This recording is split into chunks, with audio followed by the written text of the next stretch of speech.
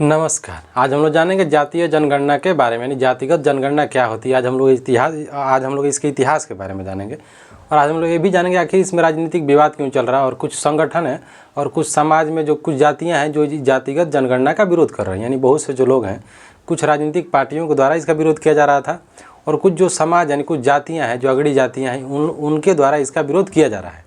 तो आज हम लोग जानेंगे आखिर जातिगत जनगणना है क्या और क्यों लाई जा रही है और इसका विरोध क्यों किया जा रहा था और ऐसा क्या हुआ कि 2011 में जातिगत जनगणना आई थी और 2021 में करानी थी, लेकिन हुआ है कि 2021 में हुआ कोविड आ गया, तो लॉकडाउन की वजह से कहा गया कि अभी इसको टाला जाता है।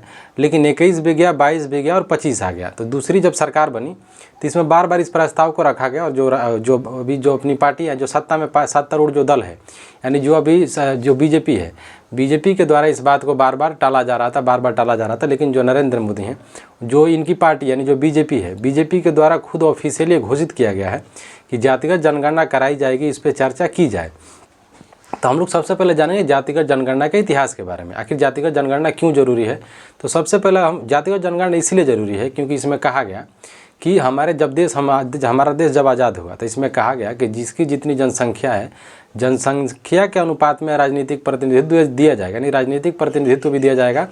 और उसके बाद जो सरकारी नौकरियाँ यानी जो पब्लिक सेक्टर जो नौकरियाँ हैं, जैसे मतलब जितनी भी सरकारी नौकरियाँ हैं केंद्र के द्वारा, राज्य के द्वारा, इसमें अगर आप जातिगत जनगणना कराएंगे और जिसका जितना अनुपात होगा उसके अनुपात के हिसाब से जो आपका राजनीतिक प्रतिनिधित्व होगा, सीटों का बंटवारा किया जाएगा। यानी अगर आप पार्टी में देखते हैं तो राजनीतिक दल जैसे SC ST हो गए तो इनको सीटों का समायोजन भी किया जाएगा, मतलब जनसंख्या के आधार पे।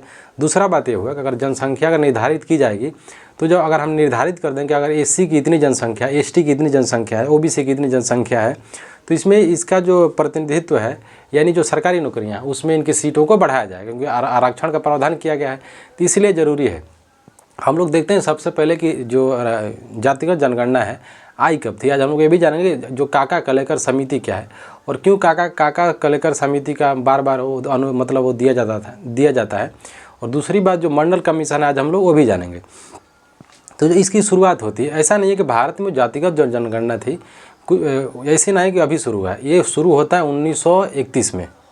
हुआ है कि जब अंग्रेज थे, जब हम लोग ब्रिटिश कॉलोनियल थे, यानी जो ब्रिटिश औपनिवेशिक शासन हमारे देश में चल रहा था, तो अंग्रेज़ों के द्वारा ही कास्ट का जो मतलब जातिगत जो जनगणना है वो कराया गया था 1931 में।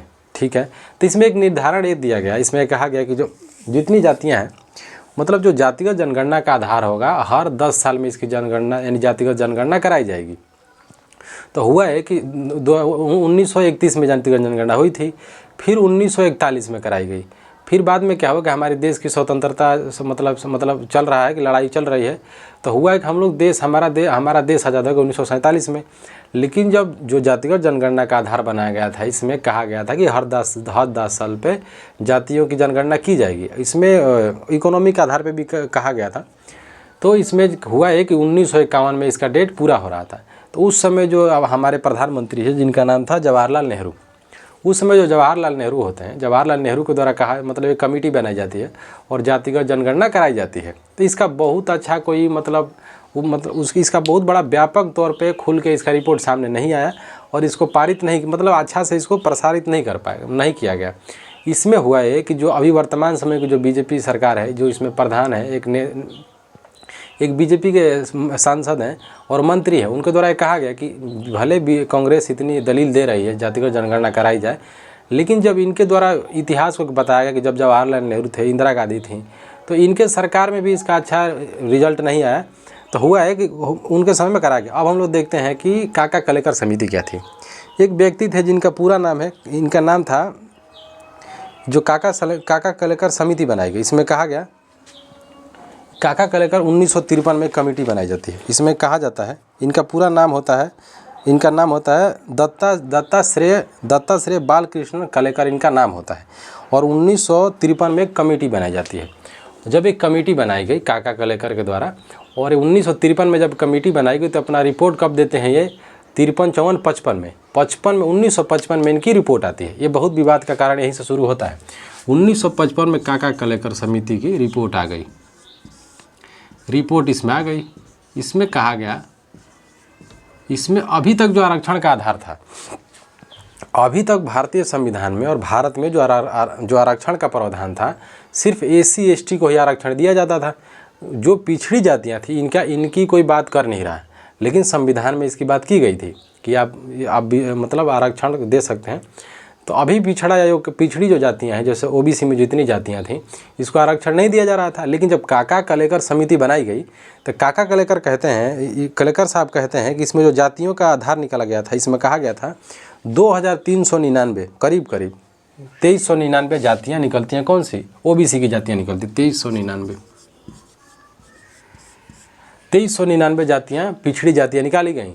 तो इसमें कहा गया कि अब इनके द्वारा कहा गया कि आरक्षण का आधार बनाया जाए, क्योंकि जो पिछड़ी जातियाँ हैं, पिछड़ी जातियाँ भी पिछड़ी हुई हैं, तो इनको भी आरक्षण का लाभ देना पड़ेगा। क्योंकि जब तक आरक्षण का लाभ नहीं देंगे, इनका इनका पुनर्निर्धारण कैसे किया जाएगा, इनका सामाजिक विकास कैसे होगा, इनका आर्थिक विकास कैसे होगा। लेकिन एक संविधान में है, और जो कुछ लोगों द्वारा बार बार दलील दी जाती है कि संविधान को इकोनॉमी के आधार पर किया जाना चाहिए, तो लेकिन ये गलत बात है। कारण है क्योंकि आपको ही पता है और सरकार को ही पता है, अगर सरकार को आरक्षण, अगर गरीबी हटाना है तो आरक्षण बहुत बड़ा काम नहीं करेगा। इसके लिए बहुत सारे स्कीम है जो सरकार चला सकती है और जिसके द्वारा आप गरीबी को ख़त्म कर सकते हैं। लेकिन एससी एसटी का जो आरक्षण का आधार है वो जातिगत आधार पर दिया गया था। क्यों? क्योंकि एससी एसटी के साथ छुआछूत होता है, डिस्क्रिमिनेशन होता था। आज भी मूछ के लिए मार दिया जाता है, घोड़ी पर चढ़ने पर मार दिया जाता है, मंदिर में जाने पे मार दिया जाता है, आप बोलने पे मार दिया जाता है। अभी कोई कौशाम्बी में किसी लड़की का रेप हुआ है, उसके बाद अभी गौतम बुद्ध यहाँ पे अंबेडकर नगर में किसी लड़की का रेप किया जाता है और हॉस्पिटल में वो लड़की मर गई थी। 18-19 साल की लड़की है, उसके परिजन पे क्या बीत रहा होगा। तो आरक्षण का आधार जातिगत था। तो इसमें डॉक्टर अंबेडकर भी इसके बहुत बड़े दलील देते थे। इसके बहुत बड़े नायक डॉक्टर अंबेडकर हैं, महात्मा गांधी कहते हैं, डॉक्टर अंबेडकर कहते हैं कि हमारा जो राजनीतिक आरक्षण उसको 10 साल दीजिए, लेकिन अगर आपको लगता है कि अब हम पूरा हो चुका, आपका उद्देश्य पूरा हो गया, तो इसको ख़त्म कर दिया। लेकिन नहीं कर पाई सरकार। आज भी क्यों इसको 10-10 साल करके पढ़ाया जा रहा है? क्यों? क्योंकि जो इसका आधार था, जो डॉक्टर अंबेडकर कह के गए थे कि आप अगर हमारे समाज जिस चीज़ के लिए हम आरक्षण को दे रहे हैं एससी एसटी में, जिस दिन इसका उद्देश्य पूरा हो जाएगा उस दिन आप इसको ख़त्म कर देंगे। तो सरकार खुद नहीं कर पाई। तो ये लोग, अलग बात है कि सरकार खुद जाती है, दलितों घर पे खाना खाती है, चुनाव आता है, तो अलग चुनावी मुद्दा नहीं देखना है।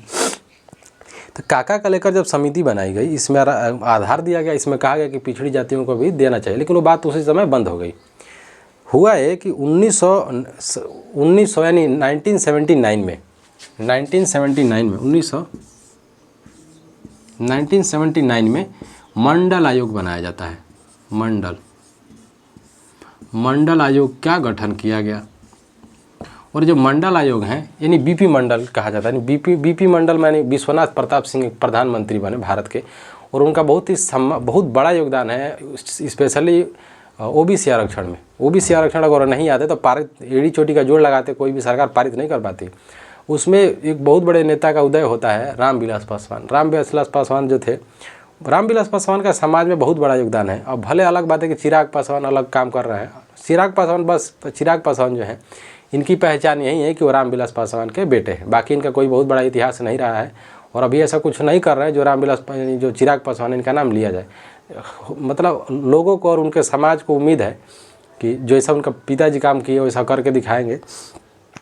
तो रामविलास पासवान का तो घर फूंक दिया गया था वैशाली नगर में। वैशाली यहीं है, बिहार के वैशाली में इनका घर है। तो इनका घर फूंक दिया गया था। तो बहुत बड़े नायक थे और बहुत बड़ा आंदोलन होता है, पारित नहीं हो पाया। फिर 1990 में मंडल आयोग पारित किया गया। 1990 में इसको पारित किया गया। इसमें बहुत सारी दलीलें दी गई थी, बहुत सारी कमेटियां बनाई गई थी। इसमें कहा गया कि जो आरक्षण का आधार है 50% से ज़्यादा नहीं होना चाहिए, लेकिन सरकार खुद फेल हो गई। EWS का आरक्षण लाया गया, 60% हो गया आरक्षण। तो ये अलग चीज़ है, तो लाया गया। इसमें अब कहा गया, इसमें हम लोग अब जल्दी ख़त्म करेंगे, इसमें देखेंगे राजनीतिक दलील देखेंगे। तो इसमें कहा गया कि 27% आरक्षण दिया जाएगा। 27% जो पिछड़ी जातियाँ हैं इसका आरक्षण दिया जाएगा। इसके लिए बहुत बड़ा आंदोलन होता है, जिसका सबसे बड़ा केंद्र बना था दिल्ली, और दिल्ली का JNU जवाहरलाल नेहरू यूनिवर्सिटी इसका बहुत बड़ा केंद्र बनता है।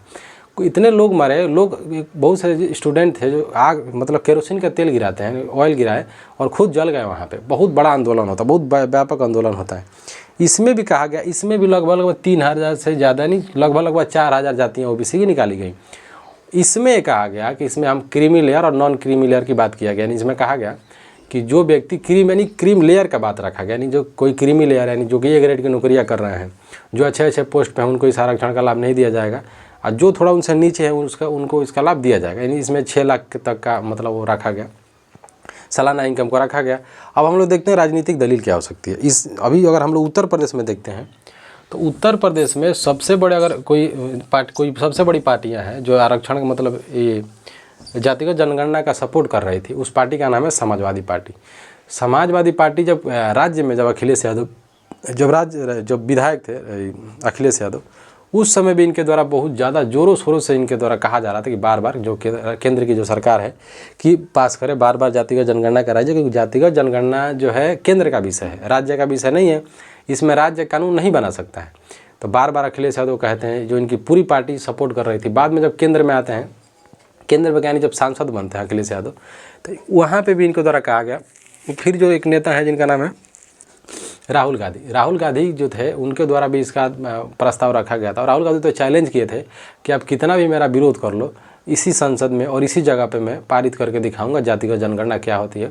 क्योंकि अनुराग ठाकुर के द्वारा इन पर टिप्पणी किया गया, तो कहते हैं अनुराग ठाकुर कि जिसका खुद का जाति नहीं पता है वो जातिगत जनगणना की बात करते हैं। उसी पर कहते हैं राहुल गांधी कि इसी जगह पे और कितना भी विरोध कर लो, इसी जगह पे और इसी कार्यकाल में पारित करके दिखाऊंगा जातिगत जनगणना, और सरकार कर रही है। बाकी जो लोग हैं, लोगों की भी बात देख लेते हैं। जो लोग हैं, लोगों का यह कहना है कि नहीं, अगर जातिगत जनगणना कराएंगे तो समाज में सामाजिक मतभेद पैदा होगा। तो उनका दूसरे दल का ये कहना है, दूसरे लोगों का जो सपोर्ट में उनका कहना है कि जब धार्मिक रूप से सेंसस करा सकते हो और भाषाई आधार पर करा सकते हो तो जातिगत जनगणना क्यों नहीं? जब धर्म पे करा ले तो जातिगत में क्या आधार हो रहा है? कारण यही है कि जिसकी जितनी संख्या भारी उसकी उतनी हिस्सेदारी। तो इसमें कर्पूरी ठाकुर भी थे, उनकी बात लाया जा रहा है। और बहुत सारी जो बिहार की जो पार्टी हैं जो है नीतीश कुमार, इनके द्वारा भी पारित किया गया था, लेकिन राज्य के मान्य नहीं होता है।